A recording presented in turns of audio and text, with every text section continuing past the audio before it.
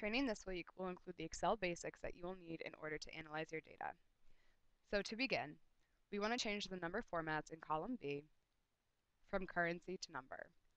To do this, you simply highlight the selection, right-click, Format Cells.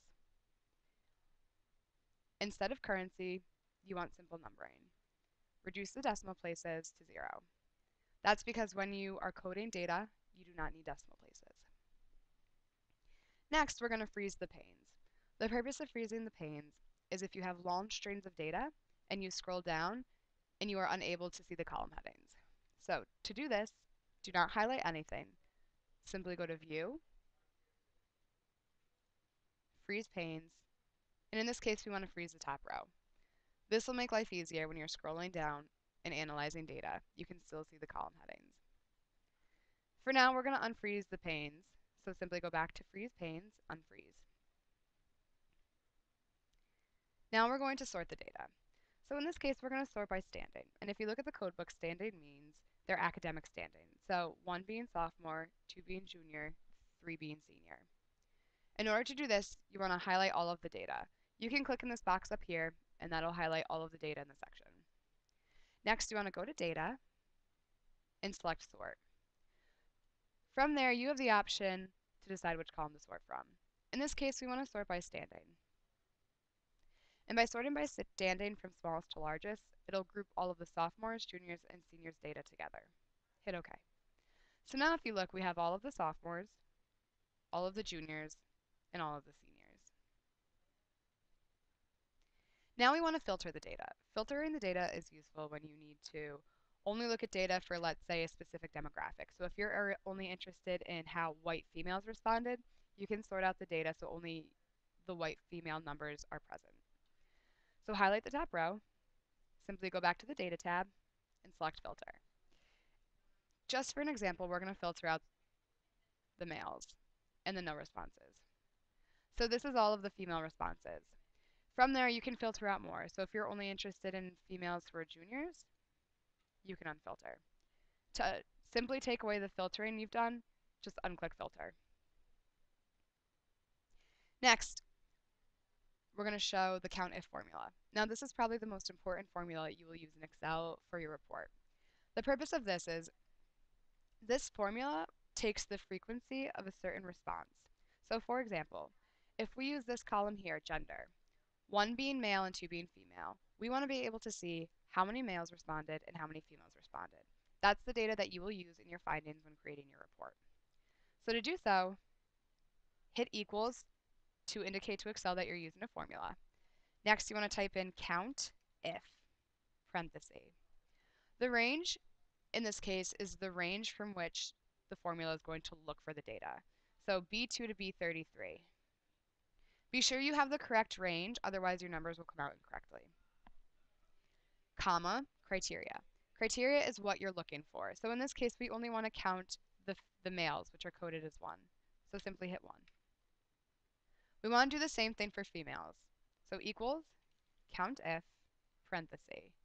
Same range, B2 through B33, comma, 2. Now this shows that there were 12 males who responded and 19 females who responded. When analyzing the data, we want to know how many people total responded to the question. You can do this by simply hitting equals, sum, and highlighting these two. Now you see there are 31 respondents, 12 of which are male, 19 of which are female. And you can simply do this formula and drag it across. So you can get all sorts of frequencies for all the different columns. Right here is simply an indicator of which code frequency.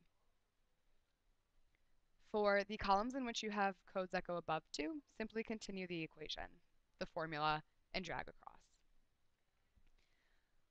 So an important feature when working with Excel is to be able to pull the data from one location. So if we go to sheet 1 and we type in male, female, frequency, and percent. It's important that when you're analyzing the data, you have both the frequency and the percent of respondents. So in this lesson, we're going to show you how to link cells. Linking cells simply allows for consistency with data, and if you in the future update your data in one location, it'll automatically update everywhere else. So start by hitting equal, and we just want to know the frequency of males who responded. So go back to data and select this cell. That's the frequency of males. If for whatever reason you have to change numbers here, this number will automatically update due to the COUNTIF function, and this number will automatically update because you linked the cell. Let's link the females. Now you see there are 12 male and 19 female respondents. However, when you are creating your graphs report, you do not use frequency, and rather you'll use percent of respondents.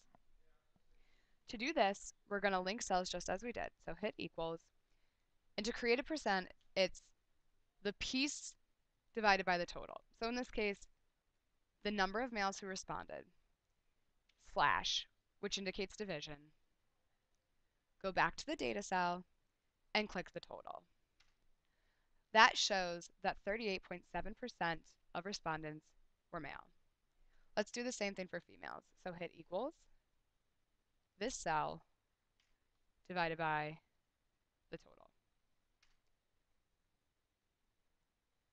Now if we highlight these, right click again, format cells, we can make these percentages. Now when you make your graph, these numbers here are the numbers that will go on your graph. So to create a graph, you want to hit highlight male, female, hold down the control button, and while you're doing so, also highlight these two cells. Insert, column, 2D.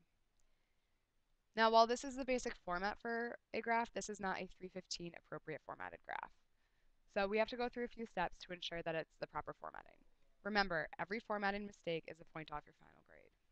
So let's begin by deleting the series. Next, if you go to layout and just start at the left, you can include everything necessary. So we want chart title above chart, axis title below, axis title to the left, data labels outside end, no primary horizontal grid lines.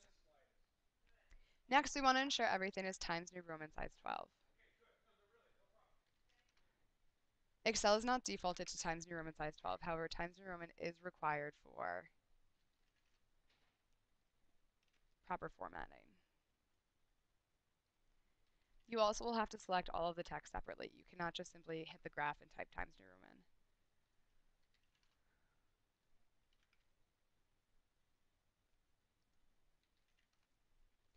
Next, while it may be difficult to see, these axis lines are actually gray. We need them to be black, and this is more noticeable when you print the report. So you want to click over the numbers so that this rectangle on the y-axis is highlighted. Next, go to Format, Shape Outline, Automatic. Do the same for this axis. Shape Outline, Automatic. Next, we want to ensure that there is no outline around the graph. So click out of the graph and click back into the graph. Shape outline, no outline. Now we want to ensure these are black bars. Shape fill, black.